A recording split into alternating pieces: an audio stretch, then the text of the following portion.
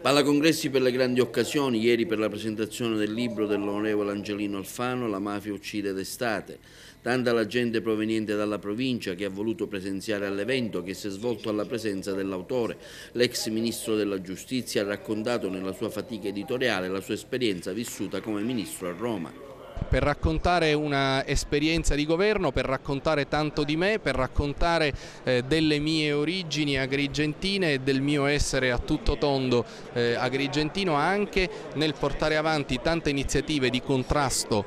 alla mafia e per raccontare quanto è difficile riformare la giustizia in Italia perché diventa il luogo di tanti conservatorismi. Perché secondo lei la mafia uccide testate? Io me ne sono accorto diventato ministro e ricevendo nel maggio del 2008 l'invito alle commemorazioni dei nostri martiri, dei martiri della mafia, e me ne sono accorto quando mi sono accorto che ero invitato alle commemorazioni per la morte di Giovanni Falcone alla fine di maggio e poi Borsellino a luglio e sempre a luglio Rocco Chinnici e poi Beppe Montana, e si preparavano già quelle di Carlo Alberto Dalla Chiesa e quelle di Rosario Livatino, e dentro di me è sorto un sentimento davvero tormentato perché la cosa che ha più prodotto in me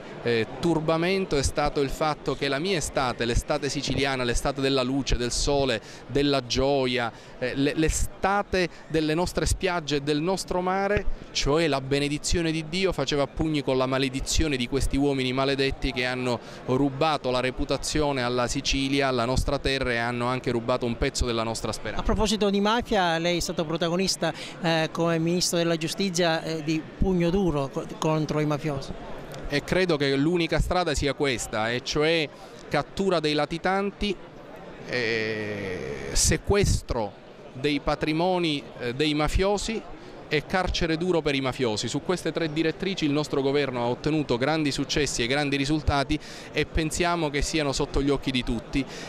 Diciamo anche che si tratta di successi e di risultati che hanno davvero rappresentato un orgoglio perché sono stati ottenuti da una grande squadra chiamata Stato. Ad accompagnarlo nella presentazione sul palco due suoi ex professori di filosofia al Liceo Leonardo, Paolo Abbate e Alberto Pancucci, che hanno raccontato degli episodi di vita vissuta quando Alfano era studente al Liceo Leonardo, insieme al magistrato Gigi Birritteri, che Alfano ha voluto come suo collaboratore al Ministero a Roma, che ha sottolineato più gli aspetti giuridici e tecnici svolti nel lavoro del Ministro, al giornalista agrigentino Carmelo Sardo. È stato faticoso scrivere questo libro? Diciamo che ho approfittato dei viaggi in aereo, ho approfittato dei fine settimana e di un po' di insonnia, ma è stato molto gratificante perché ho sentito il bisogno di raccontare una esperienza che ritengo sia particolarmente originale, cioè diventare ministro della giustizia a 37 anni non capita frequentemente dal punto di vista statistico, tant'è che io fui